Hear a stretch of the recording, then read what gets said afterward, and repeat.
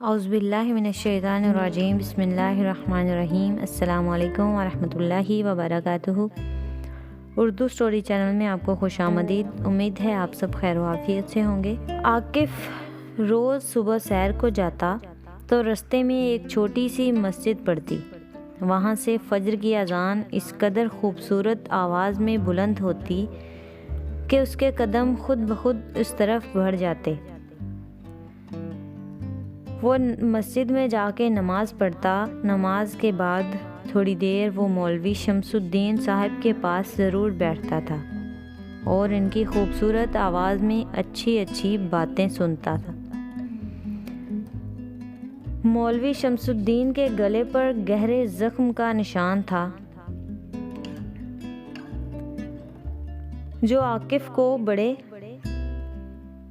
الجھن میں ڈالتا تھا کہ ان کے گلے پر یہ زخم کا نشان کیوں ہے۔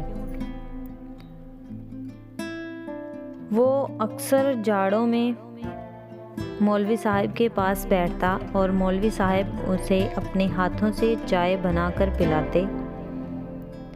ان کا کمرہ مسجد سے ملا ہوا تھا اور اسی میں ان کا چولہا رکھا ہوا تھا۔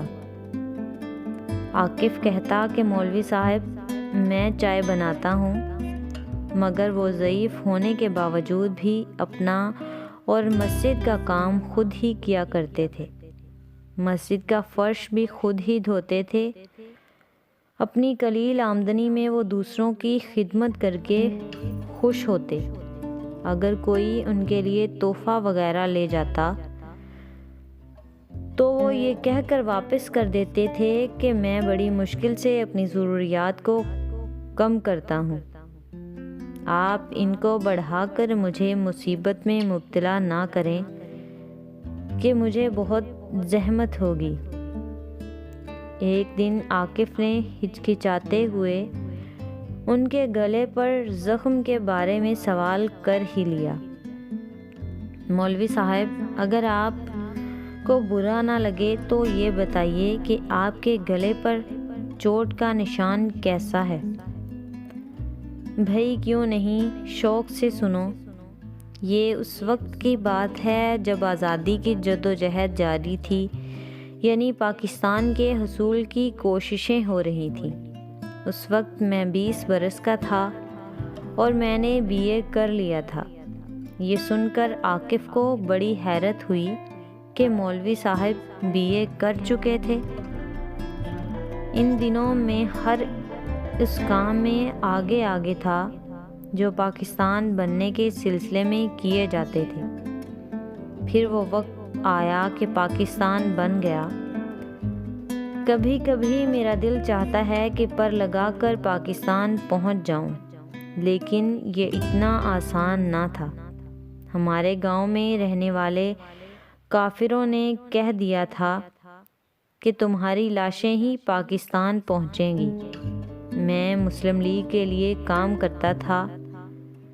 مجھے اپنی جان کی تو قطعاً پرواہ نہیں تھی، البتہ اپنے والدین، چھوٹے بھائی بہن کی فکر لاحق تھی۔ مگر ہوتا وہی ہے جو مقدر میں لکھا ہوتا ہے۔ اتنا کہہ کر وہ تھوڑی دیر سر جھکائے بیٹھے رہے۔ مولوی صاحب دوبارہ بولے، میرے والدین وہاں کے اچھے خاصے بڑے زمینداروں میں شمار کیے جاتے تھے۔ بڑے رقبے پر ہمارا گھر پھیلا ہوا تھا، لیکن ہمیں پاکستان کے مقابلے میں زمین یا گھر یا اس میں سجے ہوئے سامان کی قطعاً پرواہ نہیں تھی، مگر شاید ہماری نگرانی ہو رہی تھی۔ گاؤں سے نکلنا تو دور، سودا سلف کے لیے گھر سے نکلنا بھی دشوار تھا۔ مسلمانوں کے گھر خالی ہو رہے تھے، مگر ہم بے بس تھے۔ ہمارے گھر پر غنڈے باقاعدہ چکر کاٹتے رہتے، جن کے پاس چھرے اور پستول کپڑوں میں چھپے ہوتے۔ تمہیں کہاں تک بتاؤں، یہ ایک لمبی داستان ہے کہ ہم کیسے نکلے۔ ہم نے طے کیا کہ فلاں وقت رات کو نکلیں گے۔ کاش وہ رات اندھیری ہوتی، مگر اس رات اپنی پوری آب و تاب سے چاند چمک رہا تھا۔ حالانکہ ہم نے حلیے بدل لیے تھے، مگر دشمن ہوشیار اور شفاق تھے۔ اس نے پہلے تو کوئی مزاحمت نہ کی، جس سے ہمارے حوصلے بلند ہوئے اور ہم سرحد کی جانب بڑھنے لگے۔ ہمارا ایک پاؤں پاکستان کی سرحد کے اندر تھا اور ایک پاؤں باہر، کہ انہوں نے اچانک حملہ کر دیا۔ پاکستان کی سرحد کے نزدیک ہی میرے والد، چھوٹے بھائی اور بہن نے دم توڑ دیا۔ میں بھی شدید زخمی ہوا۔ کافر مجھے اور والدہ کو مردہ سمجھ کر واپس چلے گئے۔ والدہ نے مرتے وقت صرف اتنا پوچھا، بیٹا یہ زمین پاکستان کی ہے؟ میرا جواب ہاں میں سن کر انہوں نے کلمہ پڑھا اور دم توڑ دیا۔ میرے گلے پر گہرا زخم آیا، مگر عاقف میاں کچھ احساس نہ تھا، سوائے اس کے کہ ہم اپنی سرحد میں داخل ہو گئے ہیں۔ پاکستان میں داخل ہو کر میں نے سجدہ کیا اور بے ہوش ہو گیا۔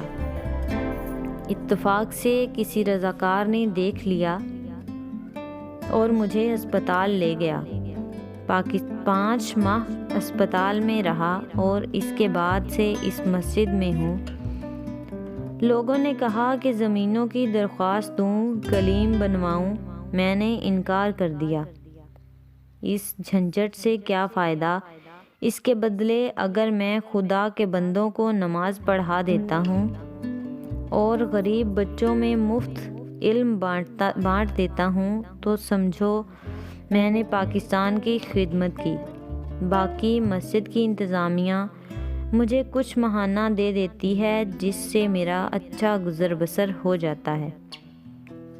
میں خدا کا شکر ادا کرتا ہوں۔ بیٹا بات یہ ہے کہ آزادی آسانی سے حاصل نہیں ہوتی، اور جب ہو جائے تو اس کی جان سے بڑھ کر حفاظت کرنی پڑتی ہے۔ آزادی کے لیے لوگوں کی قربانیوں کا کوئی شمار نہیں۔ یہ تو ایک چھوٹی سی قیمت تھی جو میں نے ادا کر دی، اور یہی میں اپنے شاگردوں کو سمجھاتا ہوں کہ آزادی کیا ہے، ملک کی سلامت اور بقا کی کیا اہمیت ہے۔ اگر وہ بڑے ہو کر یہ سمجھ جائیں تو سمجھو آزاد ہیں، ورنہ وہ ذہنی طور پر غلام کے غلام ہی رہیں گے۔ یہ تھی آج کی ہماری کہانی کہ مولوی صاحب نے کس طرح پاکستان کے لیے خدمت کی، اور جب وہ پاکستان کی سرحد میں داخل ہوئے تو انہوں نے اپنے والد، بھائی اور بہن کو کھو دیا، اور اپنی والدہ کو بھی۔